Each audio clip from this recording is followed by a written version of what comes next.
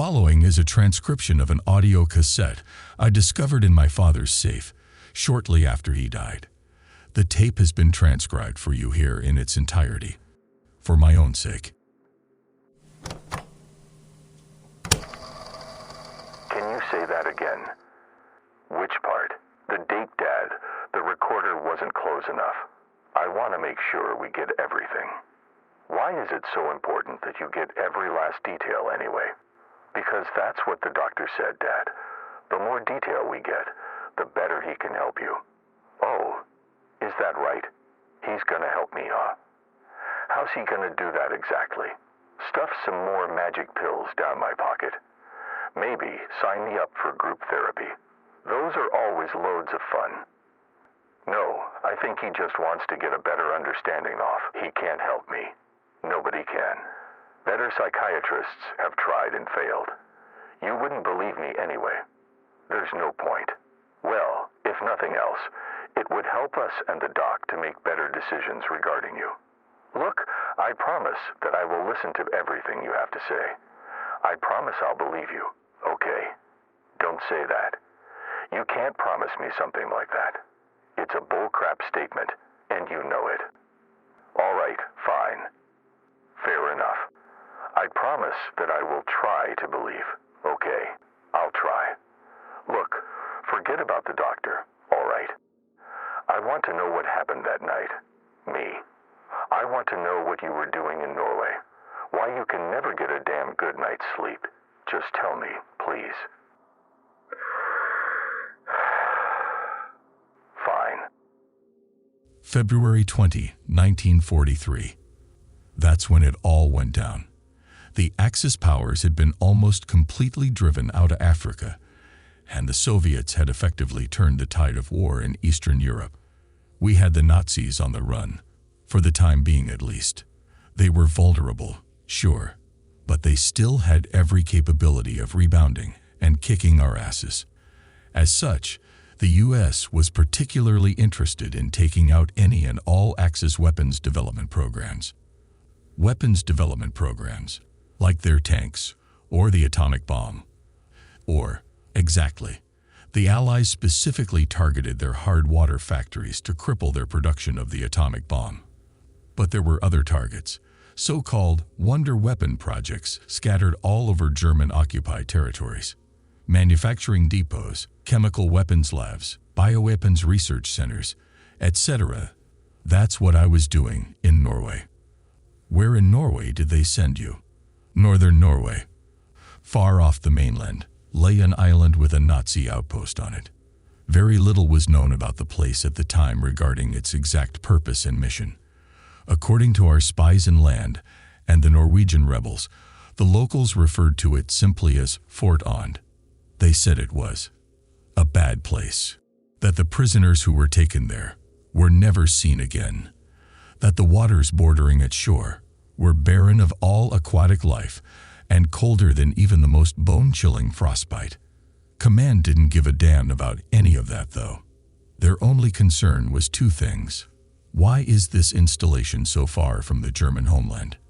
And why is it so far from mainland Norway?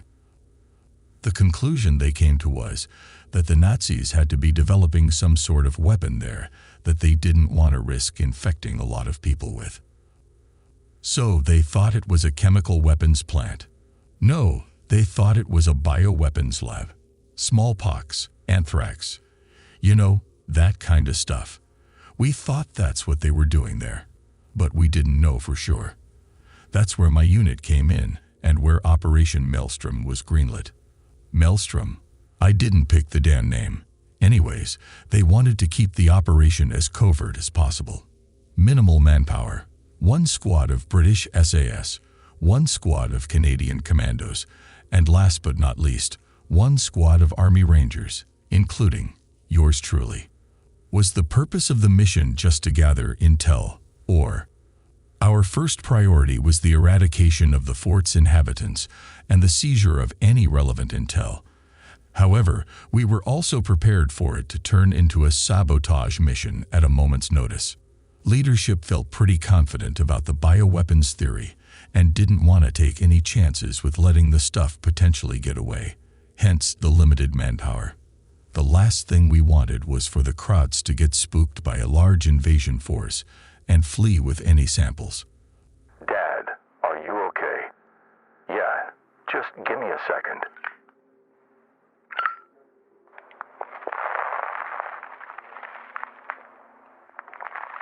Really? You gotta do that now. What? Oh, I'm sorry. Is the smoke gonna bother your little nose that much? Would you prefer I do it some other time? I'd prefer you didn't do it. At all. Though, in a way, it's oddly inspiring. A senior citizen, part of the greatest generation, still puffing that thing all these years like it's of no consequence to his health. Damn the consequences. Can I continue now? Or is this gonna turn into an intervention? 'Cause if so, tell me now so I can save you the time and just leave the room and enjoy the rest of my smoke. Please, continue. We were all flown to Iceland for our briefing. From the moment I arrived, I had my doubts about the operation. The sheer lack of intel we had to go off of regarding fort size, manpower, and exact purpose just seemed odd to me. I remember thinking to myself, I hope this is enough men. When I did so, I caught my friend Weathers looking around too. I could tell he was thinking the same thing. From there, we boarded a British destroyer that took us less than 10 miles from the island. We had to travel the remaining distance on our own in 2 PT boats. I remember just how cold it was that night, how we all subconsciously stood closer to each other than normal in a vain attempt to try to stay warm. Like a bunch of penguins, the lot of us. It was a half-hour ride to the island, so we stayed like that for a while. Just hunkered up and tried to keep warm as much as we could while we waited for any sign of something. When we were about a mile from the island, we got that sign. We saw it long before we ever got near the stuff. When we did, we all went silent and watched as we slowed down our boats to make a cautious approach. The thick fog had blanketed the sea around the coastline in all directions for about a half mile. It had a faint, red hue to it. Not a deep red, just faintly visible. It towered above us nearly 15 feet in the air, like a tidal wave, and seemingly stared us down. We slowly crept our boats up to it inch by inch until our bows were nearly kissing it. From there, a few of the Canadians on the adjacent boat got out some equipment and began probing the fog for any sign of toxins. We all sat there and waited for them to finish their work. As they did so, I took notice of the absolute unnaturalness of it all. It made no movement towards, nor away from us. Yet it billowed and contracted, and breathed soothingly in place like you would expect a body of smoke to do. I remember distinctly thinking of it not as a wall, but more like a veil or a curtain, hiding the island from us. A few minutes later, the Canadians signaled over to our boat and gave our commander, Captain Hawks, the thumbs up. The fog wasn't toxic as far as they could tell. Given our mission, though, we couldn't take any chances of it being a gas of some kind. Better safe than sorry. So we donned our gas masks and made sure our suits were nice and sealed up. I in particular had taken the liberty of duct taping around my gloves and boots to ensure it was airtight. Then we started our boats back up and slowly sailed on into the unknown. At first, I couldn't see anything. The fog was so thick, it limited my visibility to just a few feet in front of me, and even less so in front of the boat. We couldn't have our lights on, for fear of being spotted. When we were out in the open water, this was fine, of course. The moon and stars lit up the surrounding waters nicely for us. But now, there was little to no light penetrating the fog. We were engulfed in near total darkness. And so we just slowly inched our way forward, as safely as we could. I just sat there and watched the red vapor hit and dance off my goggles, while I searched for any sign of land. For a while, nobody said a word. We all just waited for what seemed like an eternity. The longer we pushed ahead, the tighter the grip on my rifle became, as my nerves started up. Finally, one of the Brits broke the silence. I watched him tap the man in front of him and heard him whisper, Are we sure this is the right? His sentence was quickly interrupted. We had landed. The entire boat shook wildly, as a few of us lost our footing and had to grab the sidewalls to stay upright. As we did so, I looked around me and noticed the fog gradually growing thinner as we made our approach. Steadily, its opacity diminished. I could begin to see shapes through the veil. The crunching noises ceased a few seconds later, and with them so too did the fog from my line of sight. It was still there, but it was thinner and lower to the ground than it was over the open sea. It only came up to our knees from that point on, which meant I could finally see our objective, the island. It was a mess of scattered jagged rocks and hills, caverns and towering cliffs that seemed to scatter in all directions, like a porcupine made of stone. At its center, one giant hill stood out.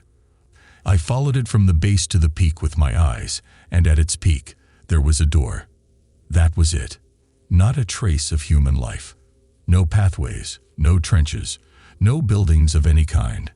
Nothing that would suggest any sort of operation was being undertaken on the island. There were a few guard towers, of course. We knew at least that much from our aerial photos, but we had chosen our landing site specifically to be in a blind spot they wouldn't see us from. That was it, though. Apart from the door that stuck out amidst the terrain, looking utterly unnatural in the distance, there was not a sign of life. No buzzing of insects, no splashing of fish, no chirping of birds. Even the wind itself seemed to bow before the island's authority and ceased completely. No life whatsoever. I thought back to when we first encountered the fog, and just how right I was in my thought process. We truly had crossed a veil of some kind. Captain Hawks gave the hand signals. We all filed out and patrolled inland as fast as we could to a nearby cave. The Norwegians were waiting for us there. The Norwegians, were they the ones who gave you the fort's intel to begin with? The very same. Adding them to our roster brought our total strike force to 35 men. Dad? It's okay, Dad. Take your time. We headed into the cave and linked up with the Norwegians, who sat steadfast in defensive positions. One of them stood up as soon as we breached the darkness of the cavern and swung his gun over in our direction, shouting at us to presumably lower our weapons, before quickly lowering his own back down and making a half-hearted apology attempt. Hawks was livid. He stormed over to the man, and with one forceful strike of his fist, he sent the poor Norwegian hurtling towards the ground. You some kind of a moron, kid. I was this close to blowing your goddamn head off. The commander of the Norwegians rushed over to stand between the two of them. Please forgive us, sir. We've been on edge since we arrived a few hours ago. It was an honest mistake. He helped his fallen soldier back to his feet and ordered him to the back of the cavern to tend to his face. Afterward, he and Hawks stared at each other for a few seconds in silence, while we all just waited for one of them to speak. The leader of the Norwegians spoke first. Something is wrong, very wrong. Our intel is severely off, he said. None of the guard towers have occupants, and we haven't seen a Nazi soldier patrolling the island for 3 days now. We've been spying on the island for weeks now, as best we could. The entire time we did so, soldiers were patrolling the shores, manning the towers, and watching the coastlines. But 3 days ago, this fog emerged, obscured our vision, and made it nearly impossible to see anything on the island. Since we arrived, we've done multiple sweeps and scouting runs along the island's surface. Before your arrival, no one is here American. Not a soul. It's like they just vanished. At least from the island's surface. I looked back over at McKinley, who did the same. We exchanged confused looks at one another before looking back at the two leaders who were now talking too quietly to one another to hear. Finally, Hawks turned to face us and with a deep sigh said, "We think the Nazis have locked themselves away within the fort's cave systems and interior. According to our good buddies here, the island's surface is safe. Let's hope they're right." Conduct final checks on all your equipment, then form up by the cave entrance. We're going in." We got into formation and made our way up the rough terrain, to the door I spotted when we first landed. As far as we could tell, it was the only entrance to the interior of the fort. The ascent was nerve-wracking. The cold, wet staircase that led up to the fort's entrance proved difficult to scale with all of my equipment, which was made all the more dangerous, of course, by the fog. With it clinging to around knee level on every surface of the island, it made it damn near impossible to see where we were stepping. So we just slowly tiptoed our way up to the door as best we could. All the while, nobody uttered a word. It was so quiet, I could hear my own heartbeat throbbing in my ears. Eventually, we reached the top of the stairs. The door itself was monolithic. Monolithic? What? Like ancient? Oh yeah, stood nearly 9 feet tall and looked like it was made out of bronze or copper. I don't know. Some kind of faintly orange metal. It was covered in strange engravings that could only be described as hieroglyphic. They weren't, of course, but that's the only comparison I've been able to find since that day. Believe me, I've tried. Looked through every damn book I could think of. Nothing comes close to the symbols and markings I saw engraved on that door. It was like a foreign language of some kind. It didn't look like it was written or chipped away from the door by an expert's hand, so much as it looked like it was slashed or cut, like something had hacked away at it with claws or teeth to create the strange writing. It didn't look like a human's hand had done it. Looking up at the door, I felt like an explorer, like I had found something lost to mankind for millennia, and was rediscovering it. Only, I didn't want to be the person to discover this. At that moment, I wasn't sure I wanted to be aware of this place's existence, let alone have to open the damn thing and walk past it into God knows what. We readied our explosives, expecting to have to breach our way in. To our surprise, however, the wooden beam that was attached to the door lifted. The monolith opened slightly, and with it came the stench of utter, all-devouring rot, like pus and spoiled milk. Bile and sulfur all fused into one unholy concoction that assaulted my nostrils and instantly forced tears down my cheek. At first, I panicked, believing my mask wasn't secured tight enough, and I was inhaling a toxin of some kind. But when I looked up, I saw all of my team members doing the same. Our masks were all working fine. We couldn't have all had a potential leak, right? The smell was truly just that powerful. The door had only given way and opened a tiny bit. Our frontman quickly had to ask for help as the door was too heavy to heave by himself. 4 men, me included, pushed with all our might and then quickly ran out of the way as soon as the door was completely opened so the guys behind us could aim down the opening. When they did, they didn't see much. Their flashlights shined straight into a wall that angled down and away from us. What lay before us was another staircase, carved out of the very stone of the mountain itself. The fog clung lower to the ground past the doorway, only coming up to about ankle height. But it still obscured the steps, all the same as the walk up to that point. We stared down the doorway, waiting for the order to advance. But Hawks said nothing. He just stood there with his gun trained ahead, and his other hand held up, silently telling us to wait. I suspected he was listening, waiting to hear any commotion from us opening the heavy door, for any sign of the enemy. There was none, however. Not a sound could be heard from down the staircase, just like everywhere else so far. Goff leaned over to me and tapped me on the shoulder. "Something's not right, man," he whispered. I didn't respond. I didn't feel I needed to. Everyone was already thinking the same thing anyway. No point in vocalizing it. Especially not when I could visibly see what Hawks was thinking. I watched a chill run up his spine that shook his held-up hand and rifle slightly in place. I'd never seen him like that before. He steadied himself, and with a low, reassuring grunt, which was probably more for his benefit than ours, he gave the order. "File in." So down we went. We descended for about 20 feet. The staircase itself was dark, but we could see light at the bottom. The sight of the light was a relief. Instantly, I felt a tiny shred of my anxiety wither away as my instincts took hold, and I readied myself for any Germans that might be waiting for us at the bottom. There were no Germans, however. None left anyway.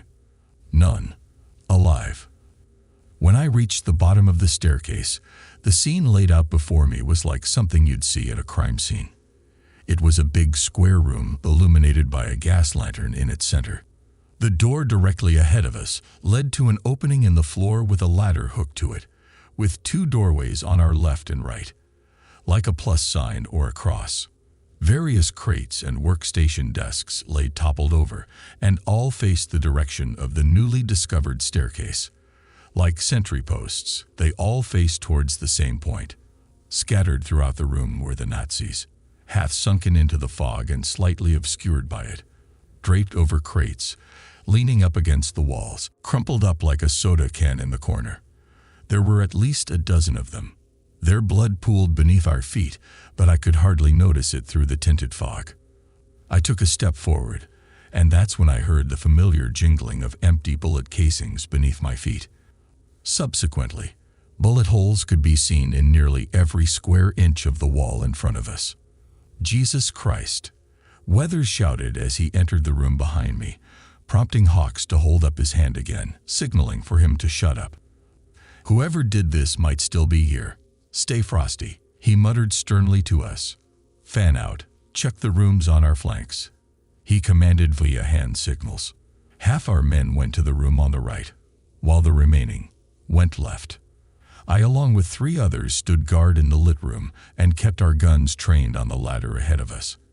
As I knelt behind a crate to take a better defensive position, I noticed one of the Nazis was lying face down in a puddle of his own blood close to my right. I kept my rifle trained ahead as I slowly reached over and heaved on his arm, forcing him to roll over onto his back. He had a look of utter terror frozen onto his face, with eyes wide open and mouth agape. He bore cuts and large slash marks up his chest and torso, which caused his entrails to expose themselves slightly. I looked around the room at the other men to verify, and sure enough, the ones who weren't submerged in the fog shared similar wounds of varying size and volume. What the heck happened here? I thought to myself. This thought was quickly overtaken by a doubly terrifying realization. I looked at the bullet holes directly ahead of me and thought, whatever the hell happened here, I'm standing in the same place they were. After a few tense moments of sitting with that realization, the squad checking the right room emerged holding a few books and folders. They bore similar engravings to the ones seen on the door upon our arrival, and were bound in leather so ancient that it looked like the faintest breeze would disintegrate them if they weren't careful.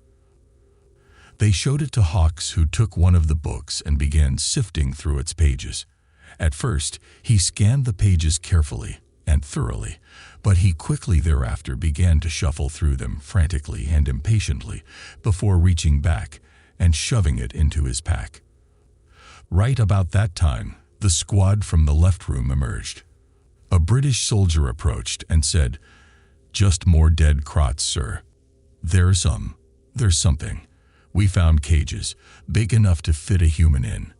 There were bodies in them, but they weren't civilians." The Norwegian team leader interrupted. "These freaking animals." Hawks looked like he was getting ready to say something, but he didn't get the chance.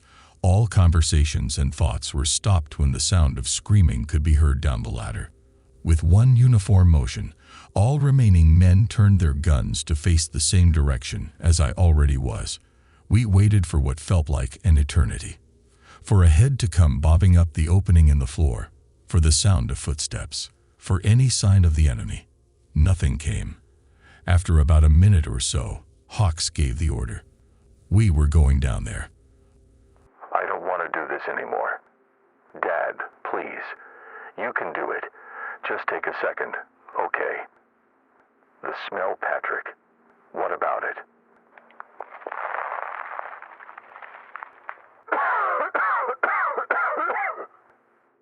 I can't get it out of my nose. It's been 60 goddamn years since then, and I can't get it out of my nose. God.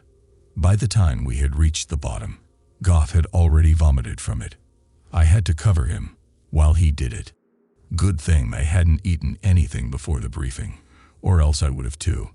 When we reached the bottom, there was nobody, just like the rest of the island. Not a sign of life. Dad, what did you see at the bottom of the ladder? A well. It was a large cavern-like room with multiple passageways that branched off in all directions, but at its center was a well. Made out of the same stone as the mountain itself, and yet it somehow looked older, more ancient, and more monolithic. Along its rim were the same Dan etching and carvings as the door. Upon closer examination, we saw that it was the source of the fog that had plagued us since our arrival. We watched it for a while and observed the fog billowed up, out, and over the top of the well in all directions at a constant, unnatural rate. I couldn't believe that such a tiny source could have produced as much as we'd seen up to that point. I couldn't believe that the colossal wall that we encountered upon our arrival originated from such a minuscule well, deep in a mountain. As we spread out to cover the other passageways, I approached it and leaned over. Patrick, the smell was so strong that I was thrown back onto my hands and knees almost immediately from the stomach contractions. It was the source of the fog, of the smell, everything.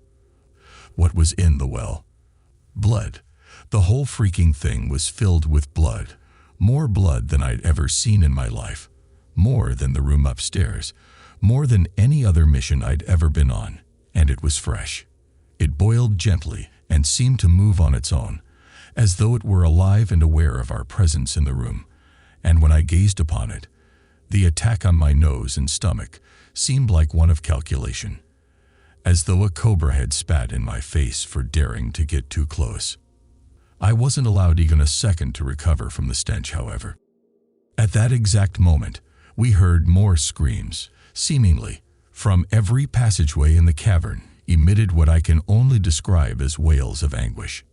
Like the flesh was being peeled off somebody's forearm and pouring salt back into the wound at the same time.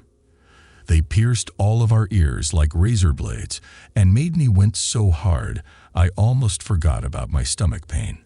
How big is this place? I thought to myself, what the hell could be happening just down one of these tunnels? F this, Hawks said. Start planting charges. We are getting the freak out of this place as soon as possible. It was music to all of our ears. One of the soldiers came over to check on me, as the rest began to start laying charges. There was nothing professional about our process. We were just laying them out as fast as we could, so we could get the hell out of that wretched place, and back to the boats. The screams continued the entire time we worked. Were they getting closer? I don't know. They sounded like they were coming from every passageway all at once, but it was hard to tell. We had a man eyeing down every doorway just in case, though. It didn't matter. We should have been watching the well. As I struggled to compose myself and get back to my feet, I had a front row seat to what was about to happen. Goff, the poor bastard. He was doing his rounds, laying his charges along the floor, around the well. I wanted to speak up, to tell him not to get too close, but I was still sucking in air through my teeth and couldn't get the words out. All I could do was hold my hand out to him and grunt. He turned to face me. "You gonna make it?" was the last thing I heard him say at that very moment. An arm shot out of the well behind him, locked itself around his neck, and pulled him into the well, head first. The arm was inhumanly long, more like a tentacle than an arm, but its form was undeniably human still. It wrapped itself around his neck and dug its fingers into the side of his face as it dragged him deeper and deeper down. I watched him thrash around and kick his legs wildly in a vain attempt to get free, spraying torrents of blood in all directions around him. He was already halfway submerged by the time our men got a hold of his feet. When they did so, another arm shot out of the well and locked itself around Goff's waist, now pulling him in faster. I could hear gurgling and see bubbles of air making their way to the well's surface. The poor bastard was drowning in that putrid liquid. The men pulled with all their might, but it didn't slow down his descension in any noticeable way. They heaved and barked orders to the others like rabid dogs, desperate to save our comrade. But no help came. We were alone with the incomprehensible, and it was winning. The rest of us simply stood by, dumbfounded, and watched as he was forcibly dragged down the well inch by inch. When it was clear that the men could do nothing more, they let go and took a few steps back. Their entire arms were covered in blood up to their elbows. For a moment, nothing happened. Nobody said a word, moved a muscle, or did anything. We all just faced the well and tried our best to process what had just happened. It didn't last long. The well began to gurgle and bubble as though it were digesting my friend. It began to overflow. Slowly, the thick crimson liquid oozed over the top of the well and onto the cold stone floor beneath, making its way towards us. I was the first to make a move. I stood up and began to slowly step backward towards the ladder. That's when the massacre began. In an instant, all of hell erupted around us. The same arms that had dragged my friend to a then unknown fate sprang out of the walls around us, as though the island were alive, and began to frantically swing around, searching for a body to claim. A few of them found their mark and pulled some of the men towards the walls, wrapping themselves around their necks, locking them in place, and suffocating them. Any sense of composure our toughest men had remaining left their bodies that very moment, as we all made a mad dash sprint for the ladder. The room was only dimly lit by all of our flashlights, though. When we broke our formation and began to run, our visibility became significantly more limited. Bodies ran into each other, and men began slipping on the blood that had now reached all of our feet. The fog had also begun rising in intensity at a startling rate, and was now almost as thick and copious as it was out on the sea. This made it all the more hard to tell what exactly was happening, and before I knew it, I was knocked onto my ass by one of the Canadians as he ran straight into me. The blood rose higher and higher. At an inconceivably fast rate, it was halfway up to my knees by the time I regained my footing. When I did, I felt a sudden rush of movement brush by my left leg. That's when I saw it. There were shapes moving in the blood. Large, serpentine-like shapes that slithered all around us and began to quickly encircle my team. Like sharks, they enveloped us, poised for the kill. They seemed to be probing us for weakness, waiting for the exact right moment to strike and take as many of us down as they could. I wasn't gonna let them get me. My body moved independently of my paralyzed psyche as I sprinted for the ladder and leaped as high as I could to escape the cavern. However, the ladder was barely wide enough to fit one man on it. It was made of wood and was not meant to support the weight of more than a couple of men at a time. I remembered just how carefully we had to scale it, just to get down to the cursed room in the first place. I worried it was going to give way at any second, and I would be stranded in that room with those things, with the well. I felt it crack and buckle beneath me, as more men than intended all tried to climb it at once. I pushed into the man above me, just as the person below me did, all in a desperate race to escape. Just when I was sure all was lost, and I would never make it out, I reached the top and rolled onto my back. As I did so, I heard a loud snapping sound, followed by 8 loud splashes hitting the liquid beneath. I rolled over and shined my flashlight down the hole to look at the scene and try to help some of the men escape what had now become a tomb. It was no use, though. It was 20 feet down. I couldn't reach any of them. Weathers, McKinley, they stared up at me and shouted for help, but what was I supposed to do? The blood had risen to about waist-high by that point, and there were more of those things still circling them. They climbed over one another in a desperate attempt to get enough height to reach the exit, but it was nowhere near enough. I felt so helpless. I watched the mysterious shapes and figures in the blood creep up to them from behind. Then, As if coordinated, in an instant they pounced on and dragged 3 men under the murky depths all at once. In that split second, when they had leaped from the blood to attack the men, I caught only the faintest of glimpses of their true form. They were like eels, or leeches with spider legs and beaks, something of that family. But it's still not an accurate comparison. They were truly otherworldly, inhuman even to creation itself. They were abominations that I'm glad were obscured by the fog, as to have glanced upon them in all their unholiness would have been too much for me at that moment. They yanked the men down into the ocean of blood. As they did so, the men thrashed around chaotically and knocked more men over, making the already futile pyramid of terrified men all the more pitiful. That's when I noticed the 3 who were taken by those serpents were being dragged towards the well. They were being dragged to the well, so it could devour them, just like Goff, and take them away to some unspeakable fate. I looked at the edges of the room to search for the first victims of the attack, the ones who had been forcibly dragged towards the walls by the arms. When I found them, I felt my stomach churn once again. Their bodies were halfway into the cavern walls. The arms were dragging the men headfirst into the island itself to be consumed. It was as though the island itself was alive. The well was alive, and it wanted us dead. The remaining few screamed and pleaded, and begged me to help them. All I could do was stare down at the chaos before me, and watch. I was ripped out of my comatose state by a firm hand on my shoulder. It was Hawks. "Get up. We gotta get out of here." He picked me up by the back of my shirt and dragged me to my feet, pushing me up the staircase. I had no activity coursing through my head, and yet I ran. My body was truly on autopilot.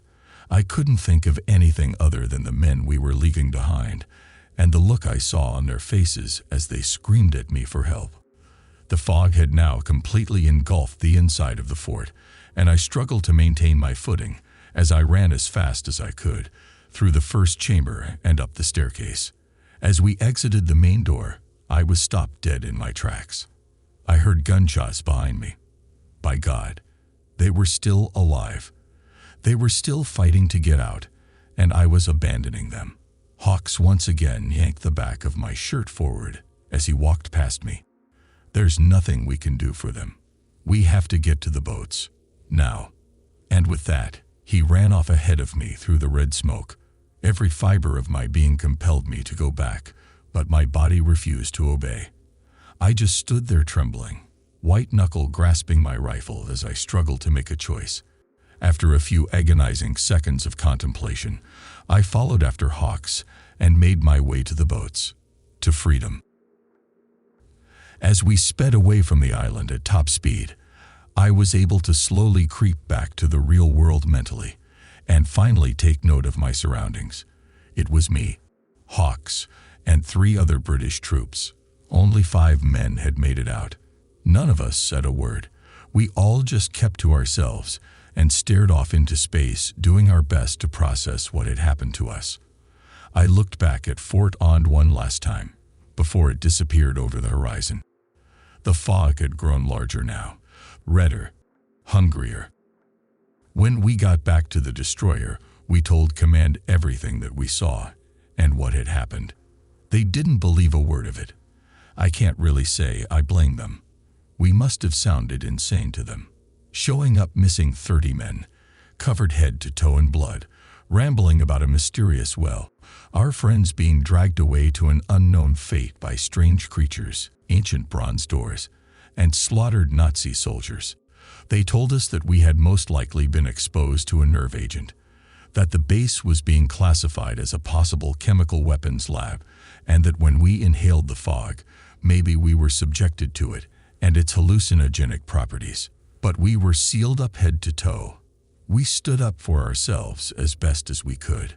We all corroborated each other's stories and validated each other's testimonies. We swore up and down till we were blue in the face that the island was not what we thought it was, that our friends had been killed by an unknown force, and that we had to destroy the fort. They just stared at us like we were a pack of lunatics. They had made up their mind about what had happened to us on that island. Any attempt made by any of us to set the record straight only served to make us look even more insane to them. I turned to one of the admirals and spoke up one last time. I had to know something before they turned us away. Please tell me you guys are gonna level that freaking place. He stared at me for a few tense seconds before simply saying, "We'll handle it." And with that, it was over. All the remaining members of Operation Maelstrom were discharged the next day, deemed medically unfit to continue service. Each of us was briefed individually on the events of that night, and I was told not to utter a word to anyone about the events of Operation Maelstrom or to disclose the fort's location to anybody. The colonel who was briefing me told me, "For the record, I believe there's at least a little truth in what you told us. But regardless, you and the survivors are a liability now. Unstable and erratic. We can't risk putting any of you onto another operation, not after what happened to you, or at least not after what you think happened to you. I'm sorry, but this is for your own good." I was put on a plane the next day and sent home. That's it. You don't believe a word of what I just said, do you? Well, no, not all of it. I mean, I want to, but it's a little much to process. I know how it sounds. You think I don't hear myself saying this crap to you. I know how it must sound, but it's the truth, son. The well is real. What happened to me was real. I'm sure it must have felt that way, Dad. But you gotta. You don't believe a goddamn word of it. Nobody does. You, the doctor, and every other person I've confided in, just think I'm some freaking lunatic who imagined all this. I see the way you're looking at me, like I'm just some poor old man who's losing his mind. I know what I saw. I know what I went through. You weren't there. I know I wasn't. I'm not saying I was, Dad, but come on, work with me. Isn't it possible it was a nerve agent or something? How the hell would you know it wasn't? Because we all saw the same damn thing. All of the survivors of Maelstrom gave the exact same testimony upon our return. Everything from our encounter with the fog to our return to the ship was synced up perfectly. What? Do you think we all hallucinated the exact same thing? No, I just think that maybe. You know, they took the books that Captain Hawks acquired. Oh yeah, they made sure we kept nothing from our mission. Stripped us bare right after we returned to ship, but he told me what he saw in those pages.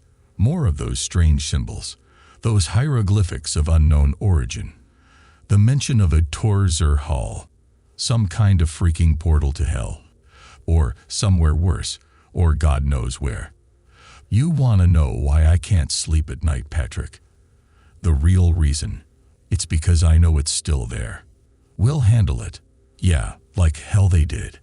They'd probably just set up shop themselves and tried finishing what the Krots started. Or maybe not. Maybe they heard our warnings and listened to us. Maybe they shelved the place into oblivion and actually did handle it. But I'll never know, son. I'll never get my closure on the events that happened that night. I'll never get to know with 100% certainty that the well has been sealed and that whatever lies in the depths of Fort Ond can't get me anymore. Let's just take some deep breaths, okay? Why don't we just calm down, and this was a waste of time. It always is with you people. Dad, please, we're done here. Turn that damn thing off and get... The tape ends there. I couldn't find any additional tapes in my father's belongings. So for the time being, that's where the story ends too. I didn't know my grandfather too well. He died when I was 12 and was a recluse. So sadly, this tape is one of the only glimpses I've ever gotten into his life. I don't know what to believe. It's easy to write him off as crazy or the victim of a gas attack. But the fear I heard on that tape sounded so real. That's gotta mean something, right? If nothing else, the torment he endured was real. And maybe that's all that matters. Or maybe, just maybe, he's right. Maybe Fort On still stands, exactly as he described, hidden somewhere, behind the veil, of fog.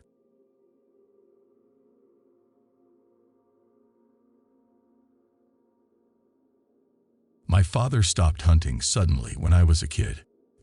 As I sift through my father's old belongings, I can't help but feel a strange mixture of nostalgia and unease. His recent passing has left me with a lot of questions, and as I come across his old hunting gear, it all comes flooding back to me. There's something about that trip we took to the Arizona desert when I was a kid that just won't let go. It's like a bad dream that keeps resurfacing, haunting me in my sleep. I guess I just need to talk about it with someone who might understand. So, here's what happened. My dad grew up near a reservation, and he always talked about how important hunting was to him. He taught me how to shoot when I was little, and when I was about 10, he decided to take me on my first real hunting trip. I was excited, but I'll admit, a little nervous too. We drove out into the desert, and as we walked deeper into the woods, the silence was almost deafening. The air was crisp and clean, and the sunlight filtered through the leaves, dappling the forest floor with tiny pools of light. It was beautiful, but there was something else there too. Something ancient and primal. I could feel it in the air, in the way my dad moved through the woods. We'd been walking for about an hour when I finally spotted it. Through the scope of my rifle, I saw the head of an elk, but it was odd. It seemed too tall to be an elk. I remember thinking that maybe it was standing on its hind legs, or that there was something wrong with it. I wanted to show my dad, but before I could say anything, I heard him whisper, "Don't move." His voice was low and steady, and it sent a shiver down my spine. We stayed perfectly still for what felt like forever. Finally, I saw my dad nod his head slightly. I took a deep breath and turned back to the elk. As I centered my scope on its chest, I felt a strange mixture of fear and determination welling up inside me. I wanted to prove to my dad that I could do this, that I was strong enough. So when I squeezed the trigger, I did it with all of my might. There was a sharp crack, and the elk staggered backwards. It let out a gurgling sound and then collapsed to the ground. My heart was pounding in my chest, and my hands were shaking uncontrollably. I couldn't believe what I had just done. But as I looked at my dad, I saw a smile spread across his face. He clapped me on the shoulder and said, "Not bad, kid. Not bad at all." We searched for the elk for what seemed like hours, but we couldn't find it. The woods were thick and unyielding, and the underbrush made it nearly impossible to track the animal. Eventually, we decided to head back to the camp. But as we walked, I couldn't shake the feeling that something was wrong. My dad, on the other hand, seemed increasingly uneasy. He kept glancing over his shoulder, as if he expected something to jump out from behind a tree. When we finally made it back to the camp, we were both exhausted. My dad built a fire and we cooked some dinner, but neither of us could eat much. I tried to make small talk, to pretend that everything was normal, but the silence between us was deafening. As the sun set and the stars began to emerge, I could see the worry etched into my father's face. Late into the night, I woke up to the sound of rustling leaves. I thought it was my dad, but when I looked over, he was fast asleep. The rustling grew louder, and then I saw it. A shadowy figure moving through the trees, darting from one hiding spot to another. I felt a chill run down my spine, and I knew that we were not alone. I nudged my dad awake, and he sat up with a start. He listened intently for a moment, then nodded in the direction of the noise. "Stay here," he whispered, before creeping off into the darkness. I could see the tension in his body as he moved, every muscle taut and ready to spring into action. I wanted to call out to him, to tell him to be careful, but I knew that I couldn't. I sat there, alone in the camp, and listened to the night around me. The rustling grew louder, and I could hear what sounded like footsteps crunching through the underbrush. I reached for my rifle, Feeling the cold metal reassuringly heavy in my hand, I knew that whatever was out there, it was no ordinary animal. It was then that I heard what sounded like my dad calling to me. I start to walk in that direction before I hear my dad's voice again behind me. I turn fast and see my dad standing there with his flashlight. I asked him what he needed and looked confused at me and said, "I need you to stay in your tent like I told you." My dad walked me back to the tent, but when I tried to tell him what happened, he kept shushing me to stay quiet. As we sat in the tent, I started to hear my mother's voice calling my dad, and I knew something wasn't right. My dad put his finger to his lips, telling me to stay quiet and not to go outside. We sat in silence for what felt like hours, but was probably only a few minutes. I could hear the voice outside growing louder and more frantic. I didn't understand what was happening, but I knew that we were in danger. As the voice crescendos more frantically, my dad put his hand on my mouth to stop my whimpering as I started crying. Seeing my dad this scared, he pointed at the tent flap, and I understood. We were going to escape through the back. We crawled out of the tent, my dad throwing me over his shoulder, and headed straight for his truck.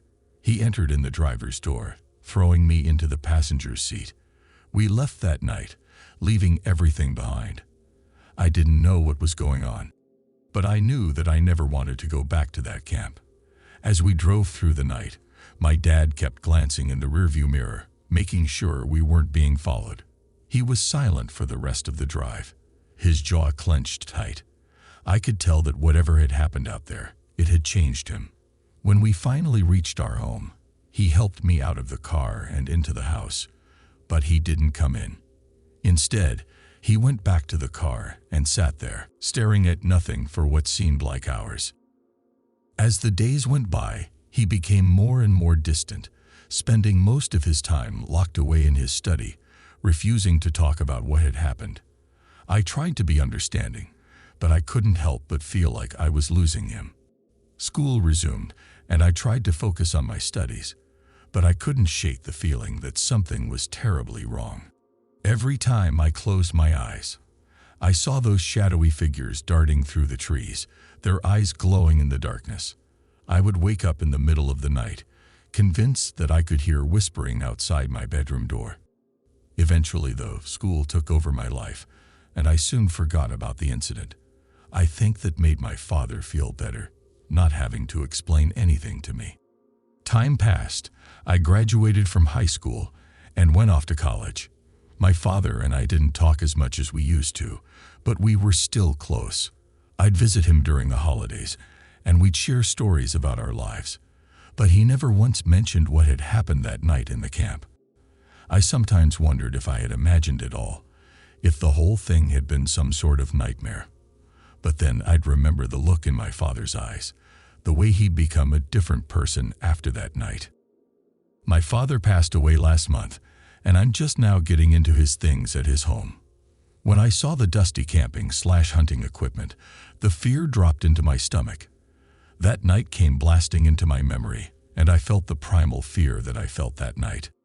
After that night, my father never went on any camping or hunting trips. What was once his favorite pastime haunted him. He would never talk about what had happened, and the fear that filled his eyes would only appear when he saw any of the camping equipment. I tried to get him to open up, to tell me what he saw, but he would only shake his head and change the subject. Eventually, he shut down, and my mom and I moved out of state. He just always so scared of something, always on edge. He was a shut-in and eventually lived off of disability. As I look at more of his things, I find journals upon journals filled with nonsense. Eventually, I find a picture tucked into one of the pages. It looks like a picture right above the sink in the kitchen, looking outside at night with the light off inside, but on outside. There's something outside of the window looking in, but it's hard to make out. It looks like my dad took the picture in a hurry since it was kind of blurry from movement. I looked at the picture for a long time, trying to decipher what was outside of the window. Eventually, I saw it. Antlers.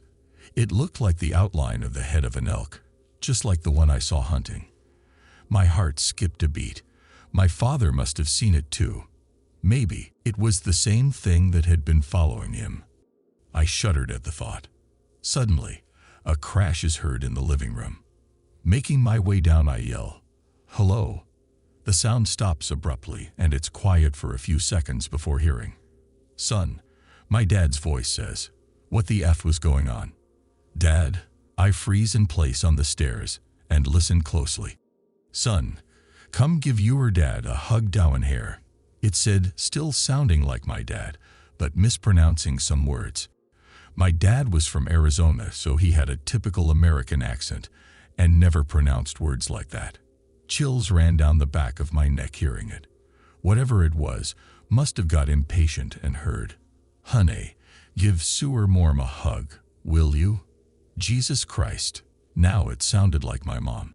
Still frozen on the stairs, I hear it moving closer toward me. The hairs on the back of my neck stand on end, as I feel a shiver run down my spine. I take a step forward, my heart pounding in my chest. Another step, and another. I can feel something watching me, waiting for me to make a mistake. I reach the bottom of the stairs and turn the corner, my eyes darting around the room. The figure standing near the fireplace is not my father. It's not even human. It has the body of a man, but the face of an animal, twisted and deformed. Its antlers are massive, like they belong to an elk 10 times its size. Its eyes glow with an unnatural light. I take another step back, my heart pounding in my chest. I reach for my phone, intending to call for help, but my fingers feel numb and clumsy. I struggle to find the right button to press. Finally, I'm able to comprehend what I'm doing and notice I have no effing service. I decide to take a picture, but as soon as I press the button, it swiftly moved into the shadow-filled corner of the room and crawled up the wall. I decided now was my time to go. I bolted out of there after I sent the picture to my mom. She was the first person who popped into my head to think to call for help. When she saw the picture and called me to ask what was up, apparently I was incoherent and babbling about my dad and her talking to me. That, plus a mental break when no one believed me, got me a ticket to the psych ward. So as I sit here typing this at the lunch table, I can't help but feel a little relieved that I'm here. I feel safe, most of the time. Sometimes at night when I'm trying to sleep, I will hear my dad or mom whisper for me. I miss them so much. Some nights, I almost hope it comes to talk to me as them. Just to hear their voice. Again.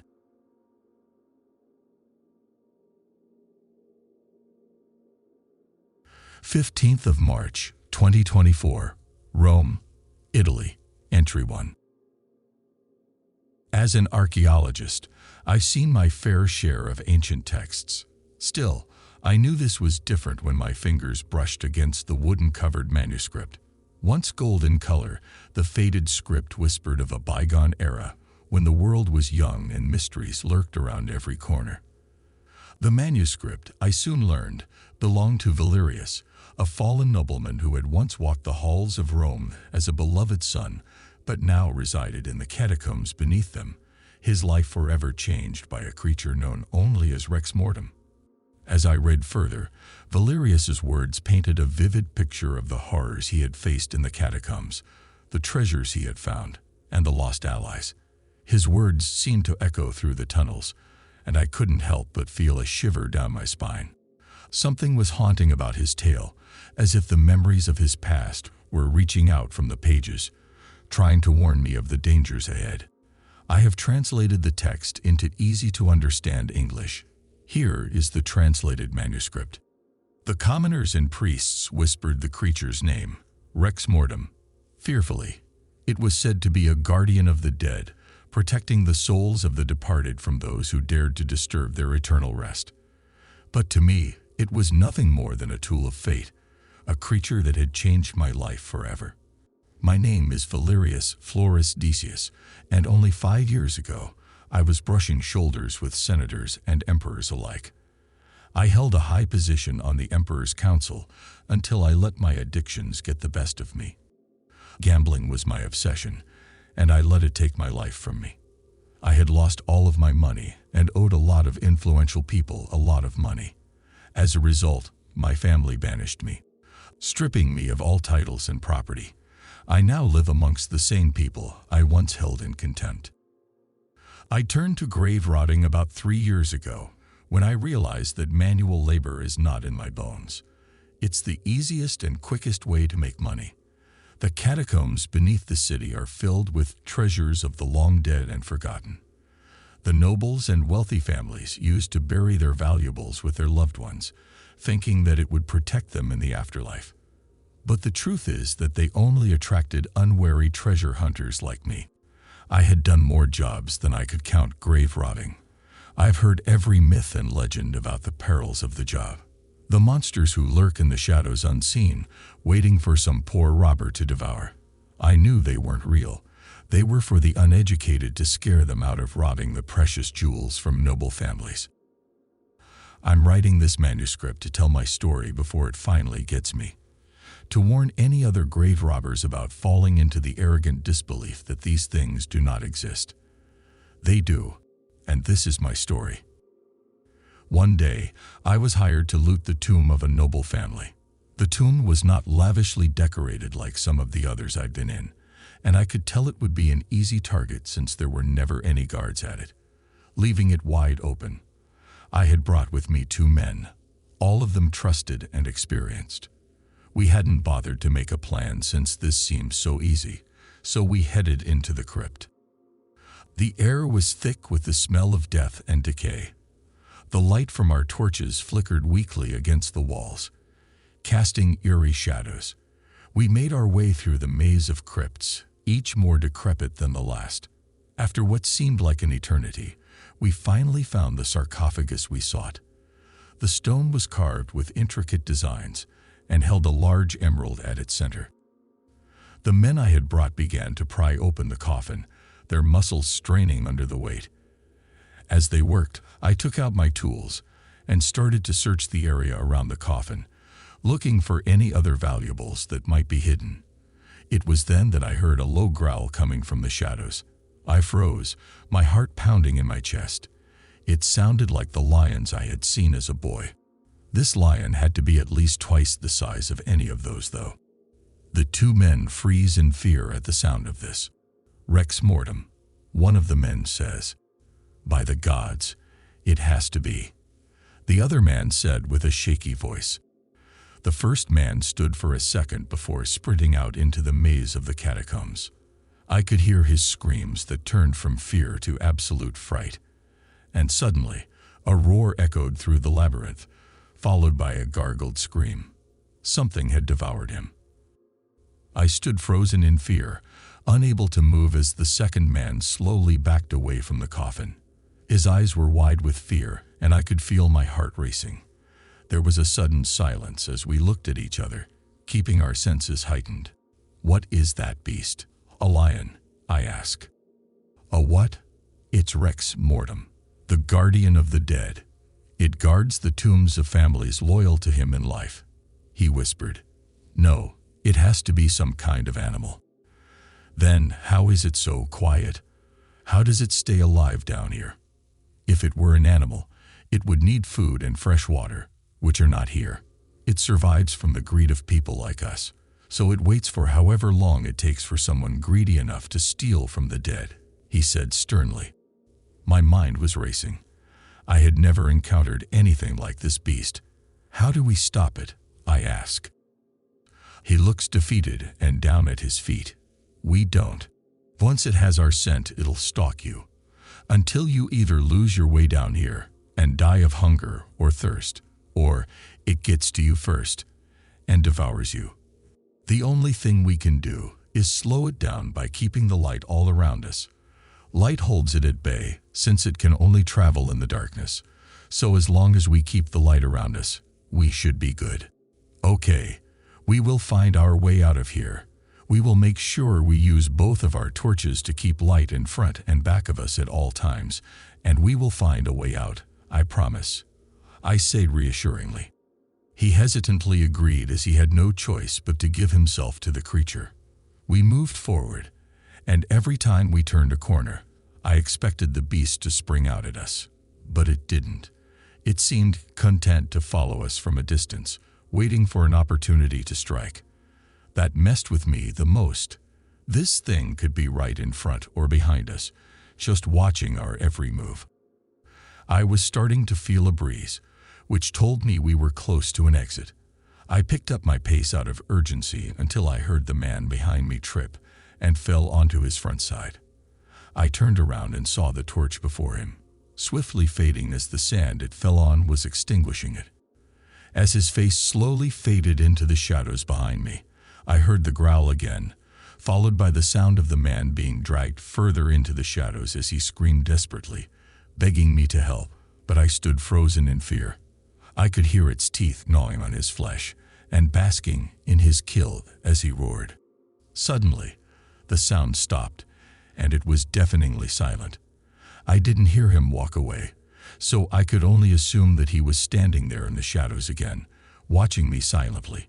I realized that I had never heard footsteps, only the sounds of its growl and roar. That's how it was able to get so close to us undetected. I thrust my torch in front of me and slowly started walking backward until I heard its growl behind me. It had moved into the darkness that my torchlight could not reach. Frantically, I swung the torch back and forth, ensuring I kept light everywhere around me. As I started walking fast toward where I was feeling the breeze, my torch was beginning to fade, and I sprinted as I threw the torch behind me. The breeze was getting stronger, but the growls of this thing also grew closer. I could hear its firm footsteps getting closer also. It had been completely quiet when moving, so it must have been trying to scare me by making its footsteps known. Finally, I could see a tiny bit of light. It wasn't the entrance we had taken in, so I didn't know the breeze was coming from a small hole in a caved-in entrance. I frantically clawed at the hole until I could squeeze my body out of it. When I finally wiggled out, I could hear the creature yelling and roaring louder than before, as if it were upset that I got away. I can't tell you how great the relief felt when I saw the light from the outside. I started sobbing as I realized what could have been down there. I decided to clean myself up and go back to my bed. I immediately fell asleep, and when I woke up, the sun was already gone. The darkness makes me feel uneasy, as if that creature were still watching me. This continued every night for the next few weeks, until I heard the growl one night. I recognized it immediately, and my heart dropped. It was here, watching me this whole time. It had to be taunting me. Now, I barely sleep as I try to stay in the light every night. I can't take it anymore. I will give myself to him tonight. I can't take the uncertainty, so I will willingly give myself up. Death has to be better than this.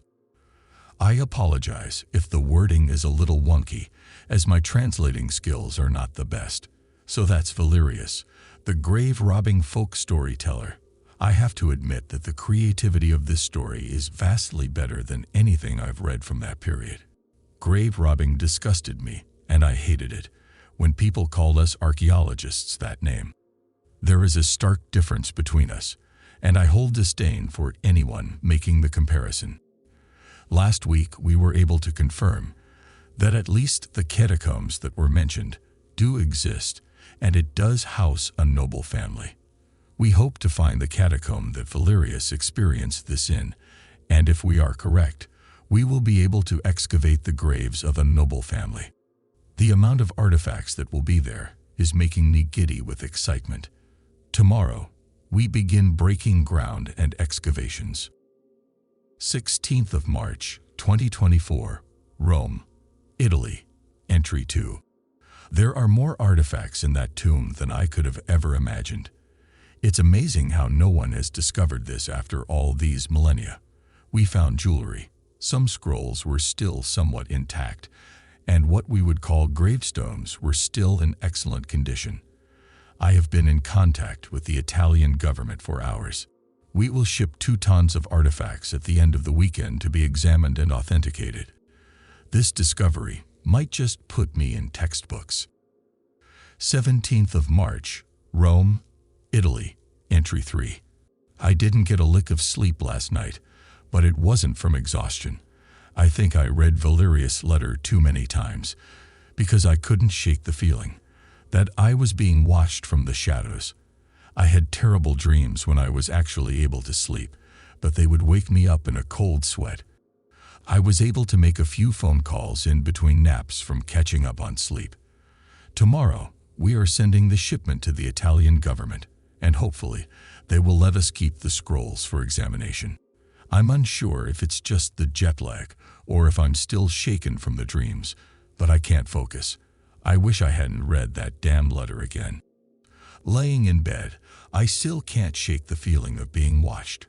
I could have sworn that I heard a low guttural growl as I was slipping into sleep earlier. I haven't been able to sleep since then. Was Valerius telling the truth, or is my mind playing tricks on me? 18th of March, Rome, Italy, entry 4. It's here with me now. I can feel its presence and hear its growl every hour. It's playing with me like it did to Valerius. No, it's not real. This work is just stressing me out. We weren't able to send the artifacts as all of the trucks they were going to send broke down, and now we are waiting for them to figure out how to get new trucks. I need for this to be over. I need to be home in my bed, away from all of this.